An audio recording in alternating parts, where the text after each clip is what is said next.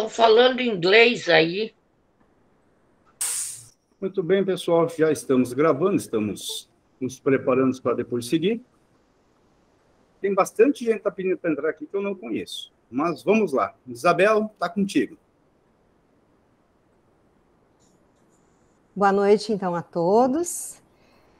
Hoje, então, dando continuidade ao estudo do Pedro, né, das obras da Amélia Rodrigues, temos o casal Adorinã e Dona Meire, que vai trabalhar o capítulo 24 da obra Dias Venturosos. Esse capítulo, ele se chama A Casa do Caminho em Luz. Então, meus queridos, é com vocês que todos tenhamos um bom momento de estudos. Eles vão estar explanando o que trabalharam, o que pesquisaram. Fiquem todos bem à vontade para, eu acho que, fazer perguntas, mas depois, no final, nós vamos abrir esse espaço para as considerações e para perguntas. Então, vamos deixar que eles vão nos conduzindo, então, a esta viagem pelos caminhos do Pedro. Com vocês. Boa noite, caríssimos ouvintes. É um prazer estar junto a todos e pedimos a Deus a proteção para a condução dos nossos trabalhos. De Mateus 10, 42, direito. E qualquer que tiver dado só que seja um copo d'água fria a um destes pequenos, como meu discípulo, em verdade vos digo, que de modo algum perderá o seu galardão. Vamos elevar os nossos pensamentos ao alto para fazer a prece de abertura. Senhor, no silêncio desta prece, venho pedir-te a paz, a sabedoria e a fé. Quero olhar o mundo com os olhos cheios de amor. Quero ser alegre, gentil e prudente. Quero ver além das aparências os teus filhos como tu mesmo os vê. Guarda os meus olhos de todas as maldades. Fecha minha língua de todas as calúnias, para que só de bênçãos se encham minha alma. Reveste-me do teu amor, e que no decurso de minha existência eu possa te revelar a todos. Que assim seja.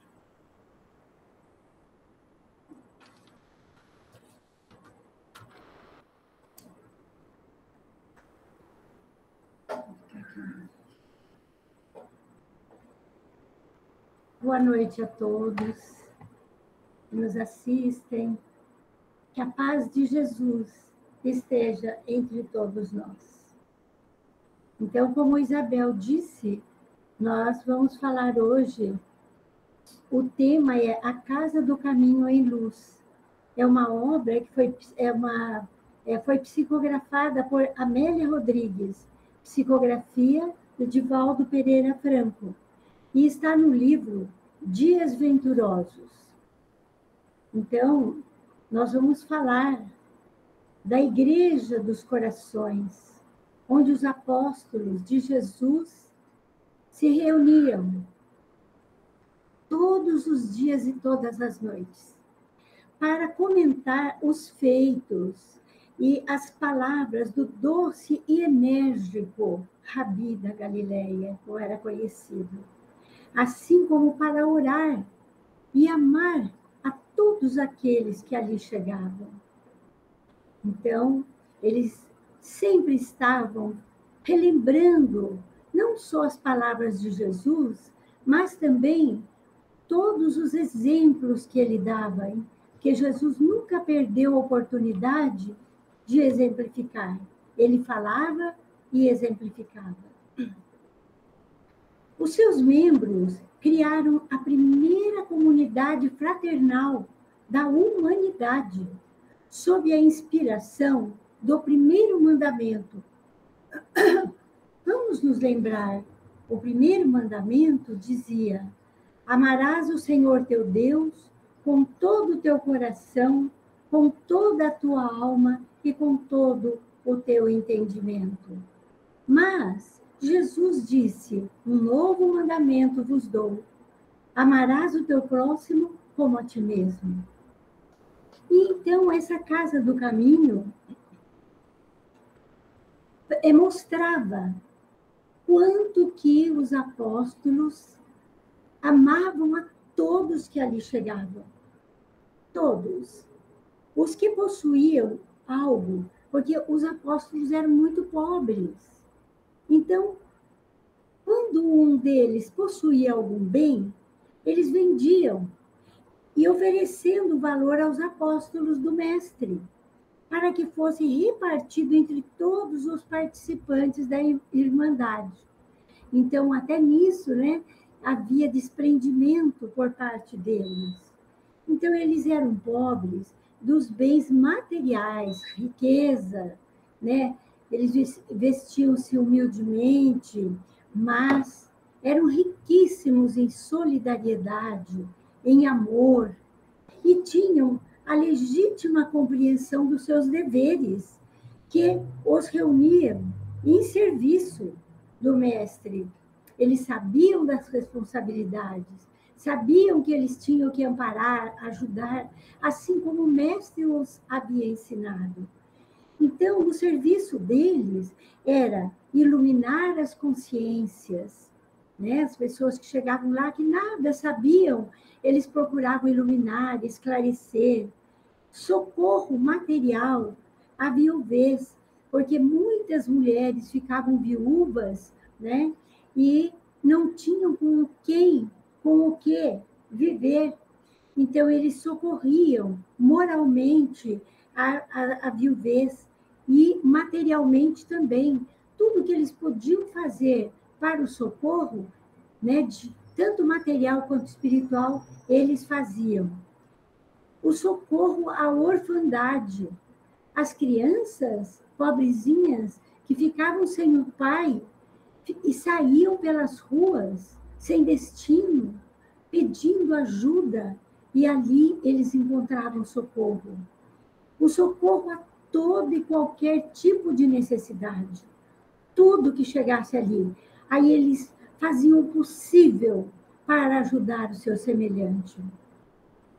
Então, repartia-se ali o pão entre todos, igualitariamente, e compartilhava-se a luz que jorrava do alto, em forma de inspiração e amor, porque eles sentiam que Jesus estava perto.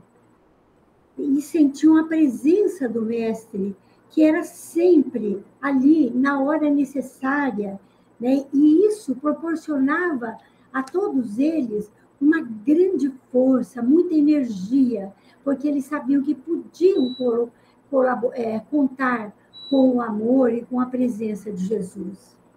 Ali respirava-se o perfume da pureza e da abnegação, né? Eles eram puros de coração, já haviam aprendido a ser assim. Abnegação quer dizer superação do egoísmo, a renúncia. Eles já faziam tudo para repartir tudo que tinham. Não tinham nada de egoísmo mais. E a Casa do Caminho ficava entre Jerusalém e Jope, e tornara-se um santuário, onde se acolhia a dor, onde se elevava o indivíduo necessitado, crente ou não, aos patamares mais nobres da evolução. Porque muitos que acorriam à Casa do Caminho nem sempre eram cristãos. Muitos iam ali para se beneficiar, para buscar socorro. Outros eram cristãos. Uns eram cristãos, outros não. Mas, mesmo assim, eles eram socorridos. Ninguém saía de lá sem socorro. E pululavam os enfermos das mais variadas doenças, né? Era muita gente que ali chegava. Então, apareciam ali pessoas com hanseníase, né? A lepra que nós conhecemos, aquelas feridas arroxeadas, sofrendo muito. Os cânceres já em putrefação apareciam. E alienados mentais, obsidiados, alucinados, todo esse tipo de pessoas sofridas, né? Mendigos, idosos, sobrecarregados de abandono, de fome e de doenças. Então, todos eram atendidos com amor, com maior carinho, né? As crianças desamparadas, maltrapilhas, que a indiferença social expulsava de sua presença como se fossem moscas imundas. Né? Imaginemos os pobres velhinhos, as pessoas doentes na sua velhice, eles, ao invés de serem acolhidos com carinho pela família, eles eram postos na rua, certo? A mendigarem, pedir esmolas, pedir socorro. E as criancinhas também que perdiam seus pais, porque muitas vezes foram mortos pela maldade, né, do povo. Então, elas se viam desamparadas, bem como as mães, né, as senhoras viúvas, que não tinham onde procurar socorro, porque naquela época as mulheres não trabalhavam como nós hoje, né? Se elas perdiam o esposo, elas ficavam jogadas ao léu, viviam se alguém tivesse compaixão, então iria socorrê-las. Todos os tipos de párias. Párias eram pessoas impuras, desprezíveis para a sociedade. Até mesmo os ociosos apareciam lá. Imagina, eles eram exploradores, que se aproveitavam da caridade dos servidores de Jesus para os exaurirem, né? Imaginemos, né? Eu fico pensando que sempre houve, né, pessoas que gostam de explorar aqueles que são inocentes, ingênuos, né? Eles apareciam ali, porque ali eles iam ganhar repouso, né, o leito de repouso, iam ganhar roupas, iam ganhar alimentos, e exploravam os cristãos que já estavam exauridos de tanto trabalho, mas eles não diziam não, né? Eles sempre estavam ali para beneficiar as pessoas. A presença de Simão Pedro inspirava paz e confiança. A sua autoridade moral impunha respeito até mesmo àqueles perturbadores ingratos que ali chegavam em bandos perniciosos, fazendo arruaças, atrapalhando o trabalho dos cristãos, dos apóstolos do Cristo, né? Mas eles eram acolhidos a si mesmo. E Pedro falava sobre o grande amigo Jesus, naquela ampla sala, e todos sensibilizavam. Cada vez que Pedro falava, as suas faces ficavam inundadas de lágrimas. Ele amava profundamente o Mestre. E enquanto ele falava sobre o Mestre, ele se fundamentava nos textos da lei antiga e nos profetas de Israel, e fazia aquela comparação entre os profetas e os ensinamentos do Mestre. Mas, ao falar sobre Jesus, as suas realizações, sempre, então, como nós dissemos, nublavam-se os seus olhos de saudades que ele possuía, de dor, pelo arrependimento com que a frequência o vergastava. Eram como chicotadas que ele tomava, ao se lembrar das 3 vezes que ele negara o Mestre. Ele pensava naquela cena e chorava amargamente durante as suas palavras. E as pessoas que ali estavam também choravam emotivas, né? Lembrando do Mestre Jesus. Ele deixou muitas saudades, embora os apóstolos do Mestre sentissem a presença de Jesus constantemente. O auditório atencioso se elevava. era uma vibração maravilhosa, era uma unção mental que criava-se. A psicosfera do ambiente era própria para que se realizassem os fenômenos mediúnicos mais variados, porque ali era um ambiente suave, maravilhoso, com a presença do mestre em espírito, com a presença dos espíritos de luz que ali estavam. E eles realizavam curas maravilhosas com a imposição das mãos. Ali havia também o trabalho de psicofonia, e sem falar na voz direta, meus irmãos. Imaginemos quando nós estamos, se nós tivéssemos esse merecimento de estarmos na casa espírita e, de repente, escutarmos a voz de um espírito de luz pairando no ar, era a voz direta. Era muito lindo, como diz a nossa querida escritora. E os aromas, então, essências raras, flutuavam no ar. A xenoglossia é falar em línguas que não a deles, né? E tudo isso era realizado com as bênçãos dos espíritos iluminados. Eram eles que realizavam tudo isso.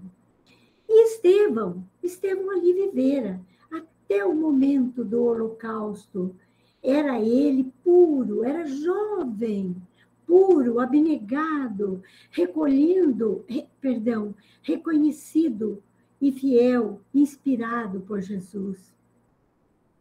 Então, Estevão falava de Jesus com amor, com carinho. As palavras vibravam-lhe da alma. E Estevão tornou-se a pedra angular. Pessoa, quer dizer, a pessoa fundamental dos sacrifícios que seriam exigidos de todos os apóstolos do Cristo. E Paulo? Paulo viria mais tarde, cansado, desgastado física e moralmente, sendo recebido a princípio com desconfiança. Lembremos-nos de que Paulo, ele perseguia os cristãos, mandou apedrejar muitos deles, inclusive Estevão.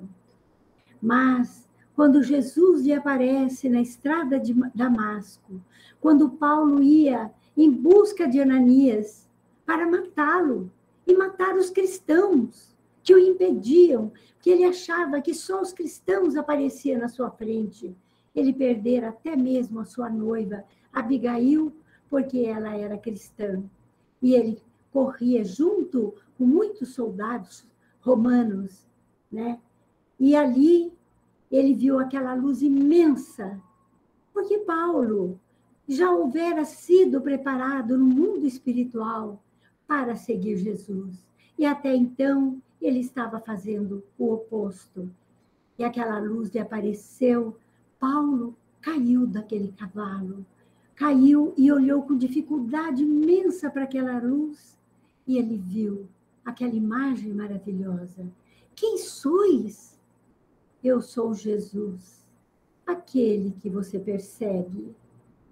Por que me persegues, Paulo? Na mesma hora, o apóstolo: que queres que eu faça, Senhor?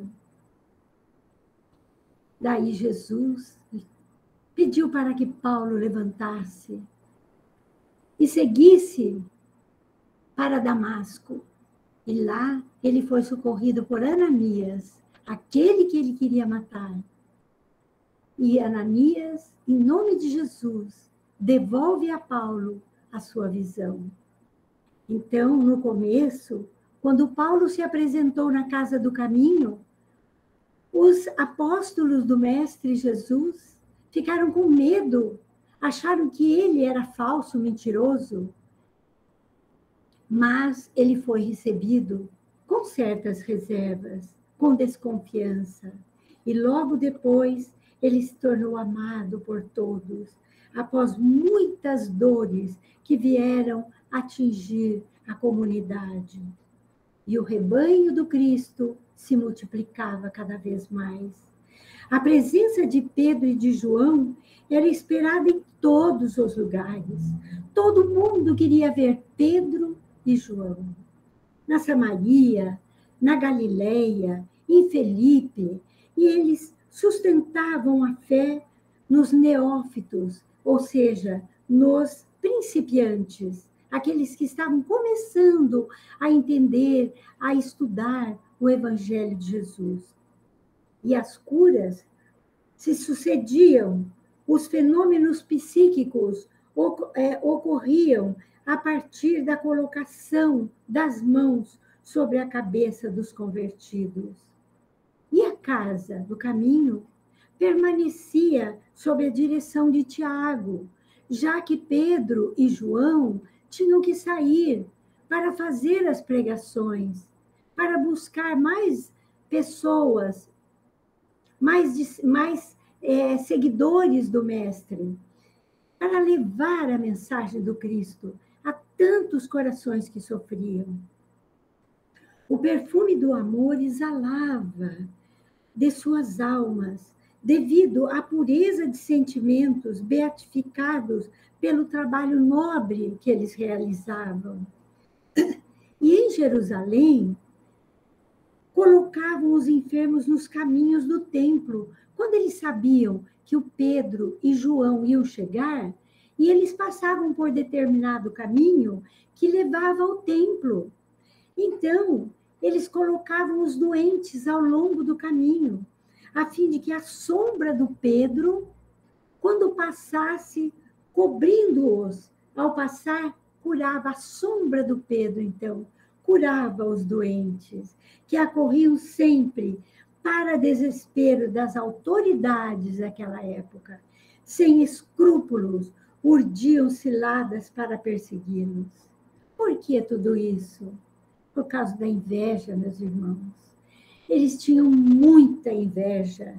Inveja é adversária, sórdida do espírito elevado. A inveja elabora planos mais vis contra aqueles que lhes chamam a atenção e com os quais não pode competir, porque por falta de valores morais, bem que eles queriam fazer igual, mas ver se eles podiam. Nunca. Eles eram malévolos, eles eram maldosos, né? Então não tinham condições de fazer o que Pedro e João faziam, as curas maravilhosas, né? Erguiam as pessoas do leito de dor.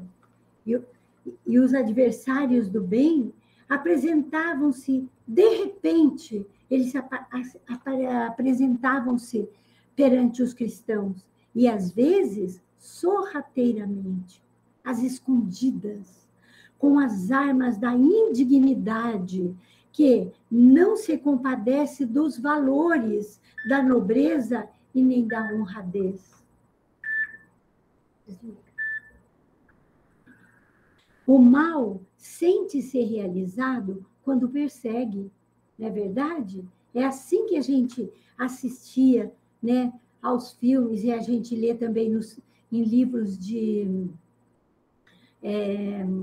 Emmanuel, né? Quando os cristãos eram atirados nas arenas para serem devorados pelos leões, para serem massacrados pelas pedradas. Eles se sentiam felizes com aquilo. Eles riam, aplaudiam, eles gritavam de satisfação, né? Era a felicidade deles ver o seu inimigo, porque praticavam o bem e o amor, serem mortos cruelmente, né? Então, felicitava-se quando vê o sofrimento daquele a quem elege como adversário. Então, eles elegeram os cristãos, os seguidores do Mestre, como seus adversários. O mal prossegue no seu infeliz ideal, que é autodilacerador, até consumar todos os planos trágicos. Mas, mesmo assim, meus irmãos, permaneciam insatisfeitos. O nosso amigo Divaldo Franco, ele diz isso, que a pessoa que pratica o mal, ela nunca se dá por vencida. Por mais que ela derrube as pessoas, por pior que ela pratique, por mais que ela pratique o mal, ela nunca está satisfeita. É como se tomasse a água salgada para matar a sede. Quanto mais água toma, mais quer tomar, né? Essa comparação que Divaldo Franco faz. Muitas das desgraças que ocorrem no mundo, na esfera interrelacionamento social, deve-se debitar à conta da inveja, que é a degradação moral e espiritual do ser. E isso até hoje nós podemos observar, né?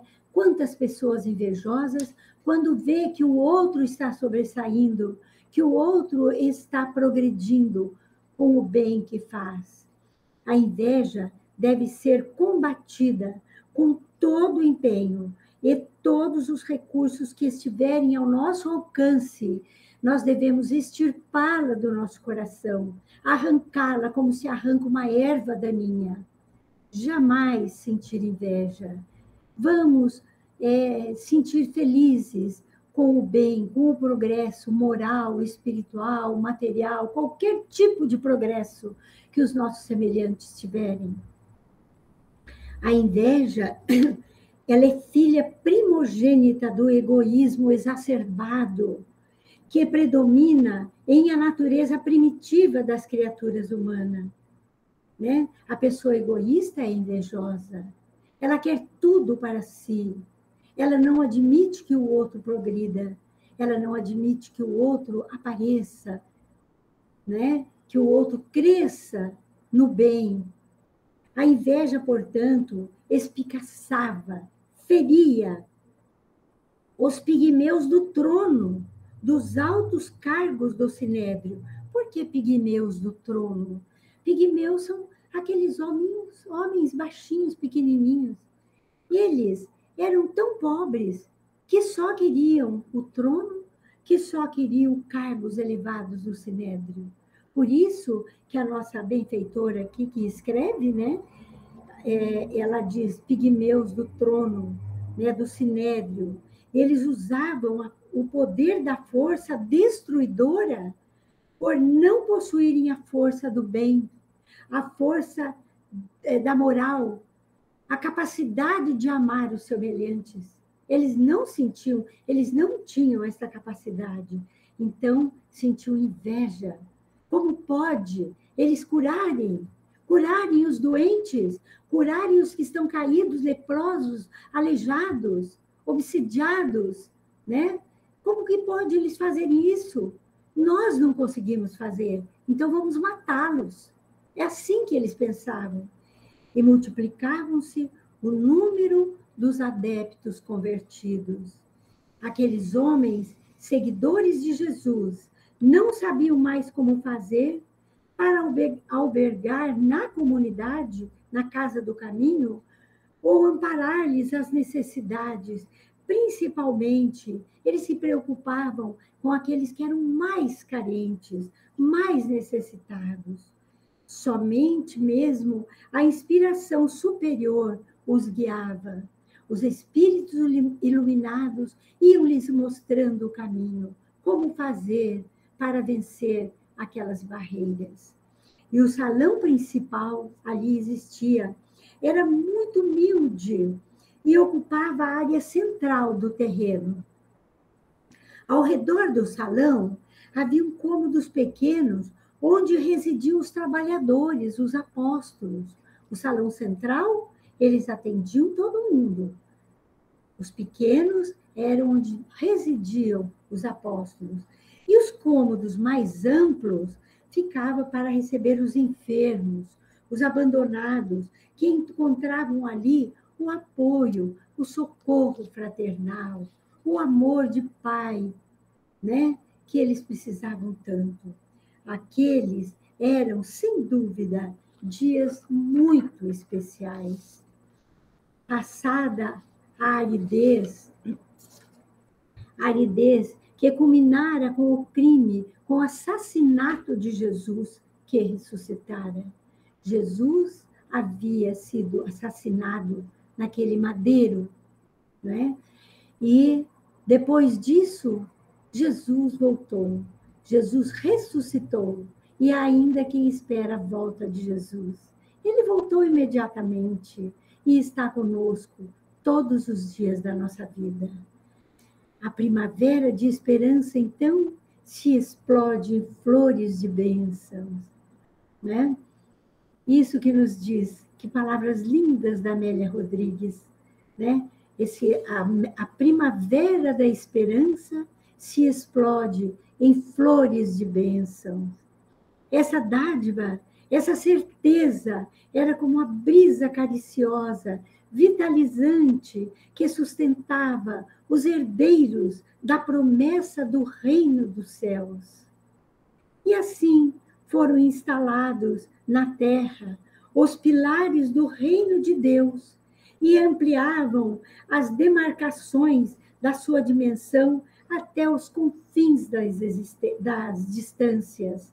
Então, todos os lugares onde eles passavam, onde os apóstolos caminhavam, eles deixavam, então, os pilares do reino dos céus. Aquele era o modelo para o futuro.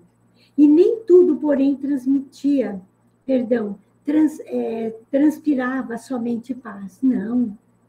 Eles se preocupavam. Era preciso muito trabalho, que constituía uma carga pesada, difícil desafio. Era necessário manter o equilíbrio entre os enfermos intolerantes que estavam ali abrigados na casa do caminho e que conservavam os preconceitos e as restrições vigentes. Eles estavam ali, ainda tinham preconceitos. Nem todos acreditavam nas palavras do Cristo, mas eles iam até lá porque tinham certeza que iam ser acolhidos, eles iam ser alimentados, iam ser salvos das doenças, né? E também os apóstolos tinham que acalmar as brigas, as intrigas que surgiam ali. Imaginemos aquela porção de gente, aquela quantidade de pessoas, cada um com uma cabeça pensante. Então, eles brigavam. Era difícil, armavam brigas ali. Era difícil acalmar o gênio deles e preservar a ordem, a disciplina naquele local. Resguardar a moralidade na qual se firmavam todos os propósitos. Ali, naquele meio, graçava a imoralidade, meus irmãos. Olha que difícil que era. Havia ali mulheres e homens imorais. E eles tinham que manter a ordem, o respeito. Entre os convertidos, muitos se arrependeram, porque lhes parecia que o reino de Deus estava demorando demais. Que reino é esse que nunca chega? E os levava a insistir nos seus defeitos. E o que eles faziam? Acabavam desertando, iam embora. Esse reino não chega nunca. Eles não entendiam o que significava o reino de Deus, que era a implantação do amor no coração de cada um. Eles eram ainda muito embrutecidos para entender isso aí. Os apóstolos compreendiam esses embaraços e os recebiam com paciência e sem desânimo. Imaginemos nós ali tocando aquela casa, levando adiante e ter que enfrentar todas essas desavenças. Entretanto, a exaltação do amor predominava. Eles tinham aquela força moral, porque os espíritos iluminados ali estavam, dando todo o suporte para eles. E graças aos fenômenos constantes e às curas inegáveis, a perseguição começou a cair sobre eles. Por causa da inveja, novamente, eles curavam, levantavam os caídos e a perseguição caiu sobre eles. E todos que ali estavam espalharam-se. Os cristãos começaram a se espalhar. porque a perseguição era profunda. Os sicários, ou seja, os malfeitores, homens cruéis, temiam perturbar os apóstolos. E, portanto, por enquanto eles resolveram preservar os apóstolos.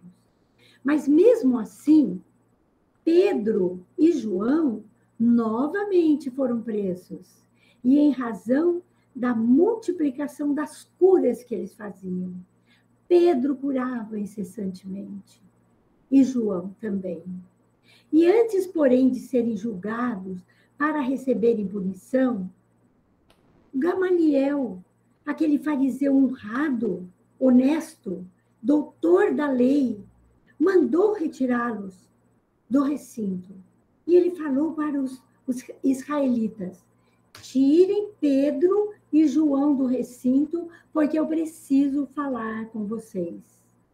E ele, com muita energia, ele disse assim, isso que eu vou falar agora, está em Atos dos Apóstolos, no capítulo 6, versículo 38 a 42. Então, Gamaliel, com muita energia, disse: israelitas, atentai bem para o que ides fazer a esses homens. Não vos metais com eles, com esses homens, mas deixai-os, porque se este conselho ou esta obra for dos homens, se desfará. Mas, se é de Deus, não podereis desfazê-la, para que não sejais, porventura, achados até planejando contra Deus. Vejam as palavras profundas de Gamaliel. Deixa esses homens em paz. Porque se isso que eles estão fazendo é produto dos homens, vai acabar, porque tudo que é dos homens acaba em nada. Mas e se for de Deus? Nunca vai se acabar. Porque tudo que Deus faz é para sempre. E vão achar que vocês estão trabalhando contra Deus. Cuidado com o que vocês vão fazer. Todos os membros concordaram com a oportuna advertência, e os presos foram liberados, retornando à casa do caminho, onde cantaram louvores, glórias e louvaram o Senhor. As sombras, no entanto, se adensavam sobre o céu das alegrias ingênuas, daqueles apóstolos que tinham o coração tão ingênuo como de crianças, mansos de coração. Mas as sombras se adensavam. Eram como se tivesse corvos voando. Corvos do medo e do terror começavam a esvoaçar em volta do grupo heterogêneo de convidados para a Era Nova. Ali existia de tudo, bons e maus. E os apóstolos de Jesus para sustentar o ambiente. Enquanto isso, a voz do jovem Estevão cantava, espalhava-se por todos os lugares e arrebatava como se fosse uma melodia, e serviu para que ele, Estevão, fosse acusado pela hipocrisia farisaica e pelas aspirações do ambicioso doutor da lei, o aclamado Saulo de Tarso. As trevas tombaram e Estevão foi preso. Morreu sobre pedradas e, depois de um vergonhoso simulacro, deu um julgamento simulado. Fizeram isso para Estevão. E nesse julgamento, escarneceram com êxtase o Cristo de Deus, tão amado pelo jovem Estevão. Estevão foi preso e teve que o escutar, falarem mal de Jesus, né? Julgarem Jesus como um bandido. Dói para a gente falar uma coisa dessa. Com escárnio, com desdém, destruíram a imagem de Jesus naquele sinédrio. E Estevão, que amava tanto o Mestre, teve que se calar e ouvir aquelas imprecações. Estevão seria, portanto, o primeiro mártir após Jesus que iria iniciar os tempos gloriosos das perseguições que se arrastaram por quase 300 anos. Estevão morreu apedrejado. A Casa do Caminho permaneceria, porém, como um símbolo indestrutível de amor e de caridade, para todo sempre, invencível, imaculada, em luz permanente. Que a paz do Mestre Jesus esteja entre todos nós. Muito obrigada pela atenção. Agora deixo para Isabel fazer a nossa prece final. Tem alguma pergunta, alguma colocação? Pessoal, agora é o momento. Se alguém quiser fazer alguma consideração, algum comentário, fiquem à vontade. E depois a gente encerra com a prece, então. Pode ser? Pode ser.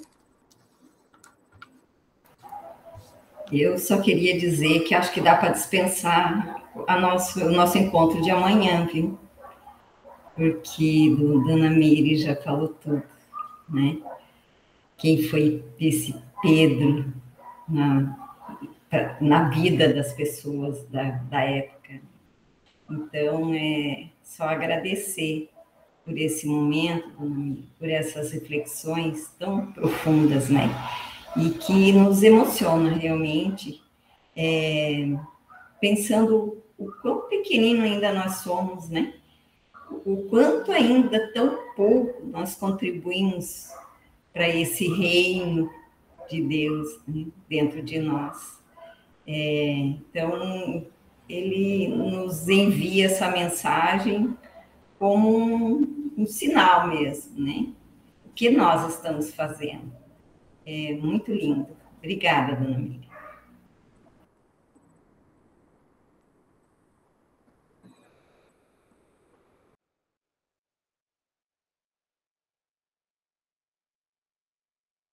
Denise, fale. Pois não, Denise. Tem que abrir o microfone, Denise. Penso sempre nesses momentos que a gente começa a estudar as diversas épocas da humanidade, as equipes de trabalhadores que vieram junto com o Cristo e com os seus apóstolos naquele momento, e depois com Kardec, que vieram, o quanto eles eram preparados para suportar todo esse sofrimento, toda essa perseguição. Os cristãos ficaram 300 anos se escondendo nas catacumbas até que eles pudessem ser aceitos. E aí aqueles que os aceitaram, entre aspas, né, o que fizeram do cristianismo, levaram para o poder, e quantos missionários Jesus, a espiritualidade, nos enviaram nesse meio tempo para que o cristianismo puro, os ensinamentos mesmo de Jesus, voltassem até nós. E a gente agora estudando e lendo Kardec e a Revista Espírita em particular, a gente vê também as equipes de espíritos que vieram junto com Kardec. Então, é muito bonito a gente pensar o quanto essas pessoas, apesar de terem todos aqueles que não entendiam, tinha também aqueles que se sacrificaram ao máximo de dar a própria vida, de doar todo o seu patrimônio, de se colocar 100% à disposição lá na época de Jesus, para que essa mensagem, para que aqueles trabalhadores principais, como Pedro, João, Paulo, Tiago, Lucas, foram espalhar por volta ali, para que pudesse chegar até nós essa mensagem. Quantos desses tiveram que estar ali também dando esse suporte, que equipe de trabalhadores. E pensando hoje na nossa realidade, né, no Brasil, como essa tarefa de coração do mundo, parte do Evangelho, e nós espíritas, como o Divaldo sempre fala muitas vezes, da nossa tarefa de trazer o cristianismo de volta, né, o cristianismo puro, como nós ainda também encontramos esses que vão na casa espírita achando que essa salvação está demorando demais, que as coisas têm que acontecer mais rápido, ou que a gente vai ser protegido porque a gente vai escolher essa ou aquela religião. O quanto nós ainda não compreendemos, né, a nossa condição de espíritos imortais, né, de que essa salvação e esse reino não é desse mundo ainda. Seria isso, pessoal. Isabel, se eu vou fazer deixar uma coisa pensativa. Será que nós teríamos a coragem de Pedro? Analisando o tempo de hoje, trazendo. Será que nós teríamos essa fidelidade que ele teve com Deus, esse amor que ele tem com Deus hoje? Só isso. Trazendo um pouquinho isso que todas vocês trouxeram, né, e talvez dando um caminho para essa pergunta da Iraci, a gente vai perceber que os textos que foram escolhidos para esse estudo sobre Pedro, eles vão apontar vários momentos do Pedro nessa caminhada, né? E dentro desses diversos momentos, hoje a gente teve um momento daquele Pedro que já entendera o seu papel dentro da proposta do Cristo. Porém, nós vamos ver em outros textos que vão ser trabalhados um Pedro muito parecido com a gente, nessa insegurança de que será, né? Mas é tão difícil naquela época e reportando para os nossos dias de hoje as dificuldades que a gente encontra no caminho. Mas aí a gente percebe o quanto isso é possível, né? O quanto é possível a gente avançar desde que a gente tenha a convicção de que realmente nós estamos, Jesus está com a gente. Existe, como Denise trouxe, essa equipe de espíritos protetores nos dando o suporte e o apoio todo o tempo. O que a gente precisa é ter, de fato, a coragem que Pedro foi construindo na sua caminhada. Porque isso é uma coragem que a gente não adquire da noite para o dia. É empenho, trabalho, confiança, estudo, tudo isso vai fazendo com que a gente vá se munindo dessa confiança e vai seguindo em frente. Dona Meire, seu Adorinã, muito obrigada pelo trabalho de vocês. Eu já abro, tá, Iraci, espaço. Muito obrigada pelo trabalho de vocês. Eu acho que foi muito emocionante, porque além da autora, né, da Amélia Rodrigues, colocar riqueza na sua narrativa, a Dona Meire trouxe numa leitura com muita emoção, que a gente se transportou para aquele momento. E dava para sentir na sua voz essa emoção, e foi muito bom, viu? Muito obrigada.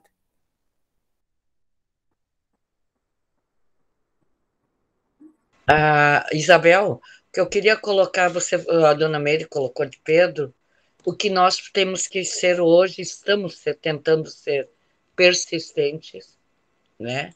Termos é isso que nós queremos, né?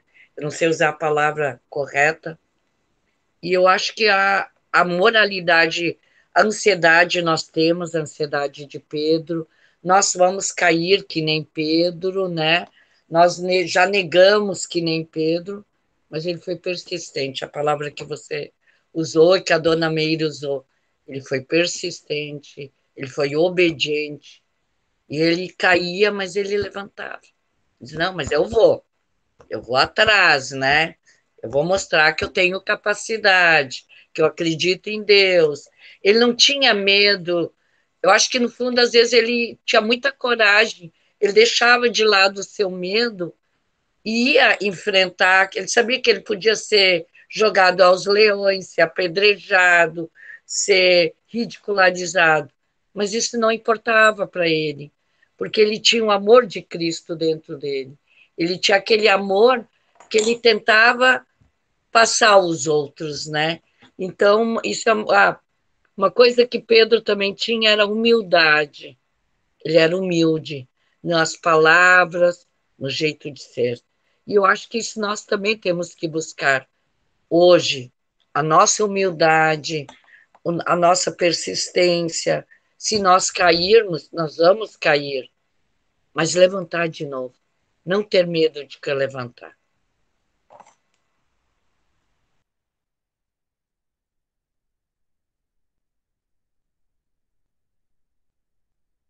Mais alguém? Dona Meire, muito obrigada. Isso eu esqueci de dizer. Muito obrigada. A senhora entrou lá no meu fundinho, lá dentro. A senhora me deu uma cacetada, mas foi bom. Rosângela. Só queria agradecer a Dorina e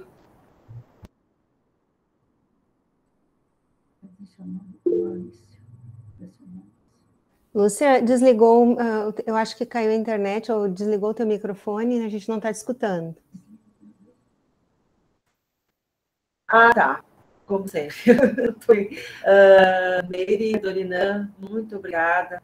E, como sempre, a emoção, né, na voz, e a gente se projeta, né, para dentro do tema, e a gente trazendo para a nossa realidade, né, enquanto a gente ainda persistir no egoísmo e no orgulho, a gente não vai conseguir superar, né, essas adversidades que virão na nossa caminhada, né?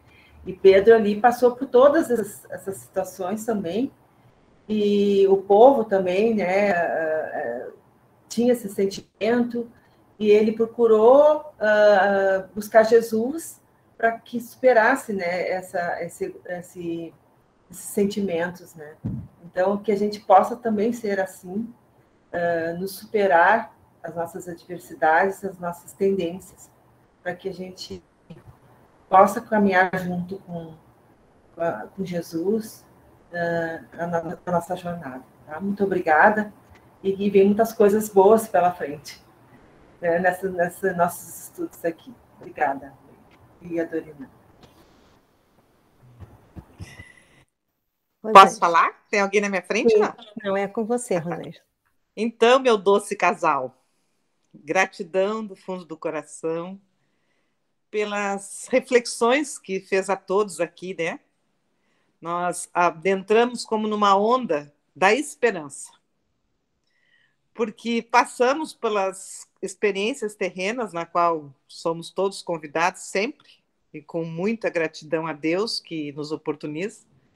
E aí vem esse casal com essas reflexões lindas, que nos faz entender que a esperança sempre aponta para um grande norte, que é Deus. Então, gratidão. Muito obrigado, queridos. Algumas pessoas ali no chat, vocês estão vendo, né? Agradecendo, dizendo que foi muito emocionante. Que bom. Mais alguém gostaria de se pronunciar? Só fazer um fechamento, Isabel.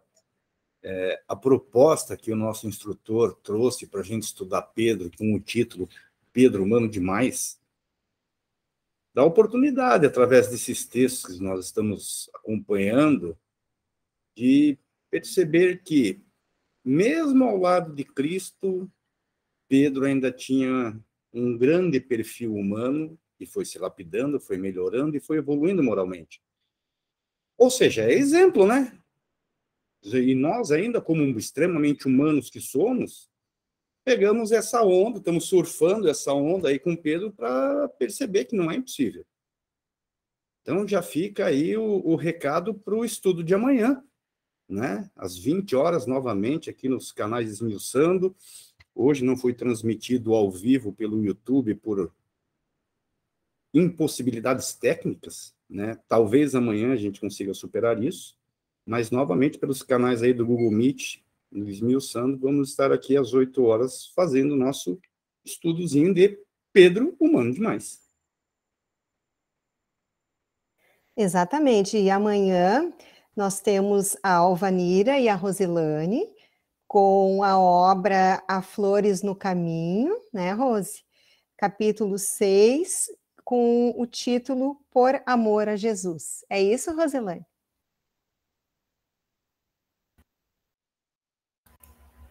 É isso mesmo. Então, amanhã nós estaremos dando continuidade a essa prosa, né? Como diz o nosso amigo, nesse sentido de que ainda temos muito aí o que falar de Pedro, né? E construir um Pedro dentro de nós também. É muito lindo. Amanhã realmente não percam, tá? Que é bem emocionante. Conto com vocês. Obrigada. Como diria o nosso chefe, amanhã, às 18 horas, estudo dos canais Esmiuçando Allan Kardec. Então, segue com Esmiuçando a Mediunidade, na obra do Hermínio Corrêa de Miranda, Diversidade de Carismas. Então, quem puder estar lá também, contamos com vocês. E às 20 horas, acompanhando a Alvanira e a Roselaine, Por Amor a Jesus. Pedro, humano demais. Então, E pessoal, sermos persistentes com as dificuldades que estamos tendo. É a internet que cai, Meet que não estamos sabendo gravar, são tudo aprendizado, união. muito bem. Mais alguém gostaria de fazer alguma outra consideração? Senão, nós vamos encerrar com a prece.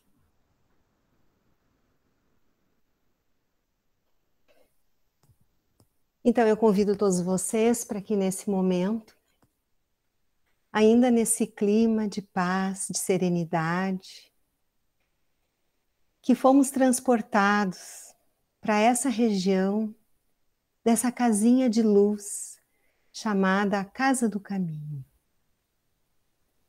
Que possamos sentir as emanações desse ambiente de luz, invadindo os nossos lares, envolvendo todos nós em bênçãos de esperança, porque todos nós somos convidados por Jesus a segui-lo e seguir fazendo, tentando a cada dia nos melhorar para seguirmos os exemplos do Mestre. E assim, envoltos nessas bênçãos de amor e paz, nós agradecemos a oportunidade de poder estarmos aqui reunidos com esses corações queridos, estudando essa obra belíssima que toca profundamente os nossos corações, nos apontando caminhos de fé e de esperança no futuro. E assim, Jesus, nós te agradecemos imensamente por todas essas bênçãos e por todos os aprendizados que surgem no nosso caminho. Pois assim como Pedro, temos cada um de nós o nosso caminho a trilhar. E a cada dia temos a certeza que podemos nos tornar melhores do que ontem. Fica conosco, envolve os nossos lares em bênçãos de amor e de muita paz. Que assim seja, graças a Deus e graças a Jesus. Que assim seja. Até amanhã, meus amores. Vou parar a gravação.